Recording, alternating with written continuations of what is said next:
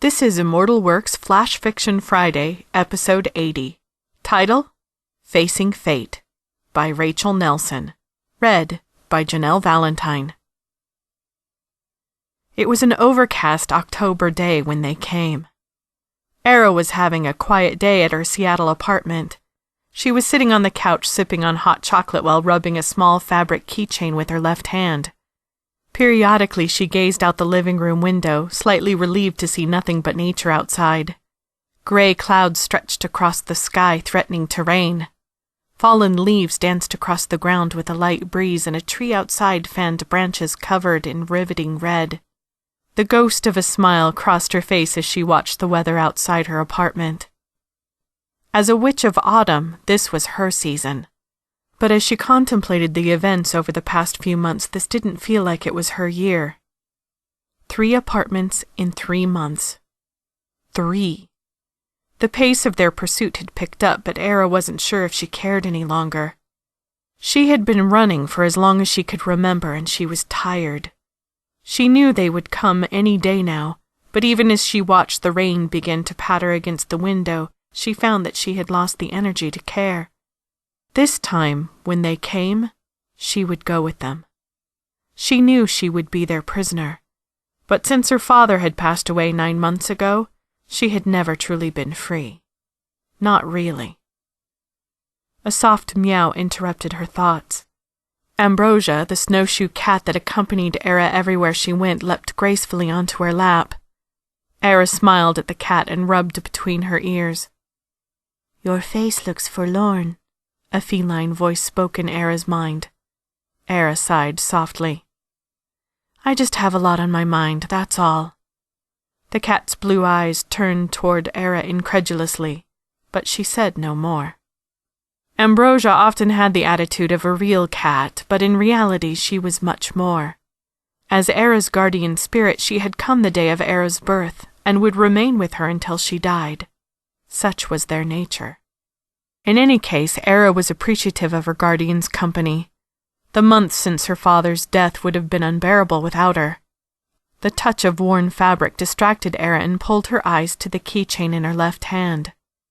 A steel split ring clung to a fabric heart with the words, "Love Life," stitched in the middle. It was the only memento she had left from her father, a reminder of his wish, to live her life running. But after his death, so much had changed. She placed the keychain in her pocket and stroked her guardian with both hands. While stroking Ambrosia's head, Era looked out the window once more.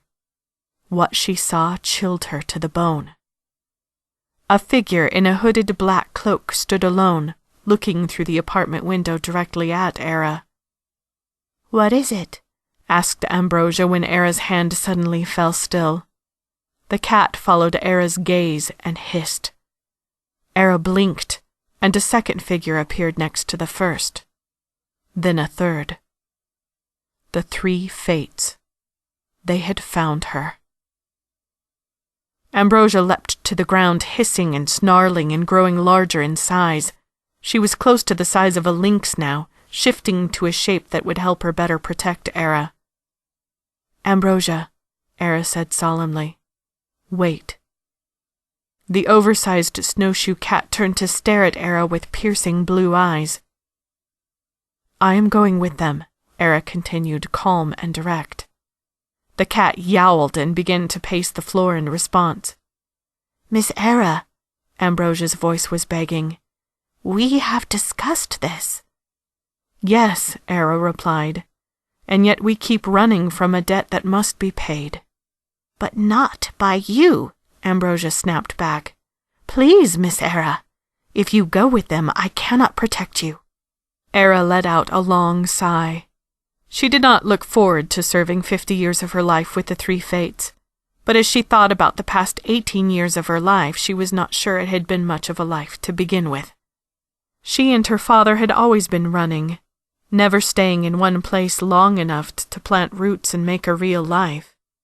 At the time, she had believed the sacrifice was worth it, so she could stay with her father.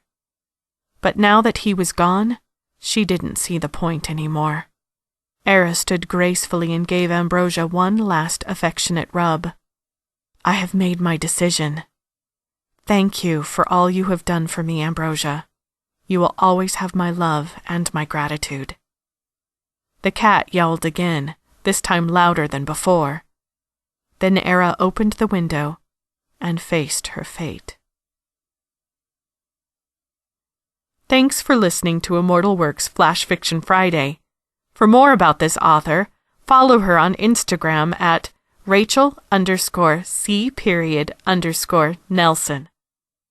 If you have a flash fiction story you want us to read on this podcast, you can submit it to us on our website at immortalworks.com. And please rate, like, and share our podcast. It really helps us grow our audience.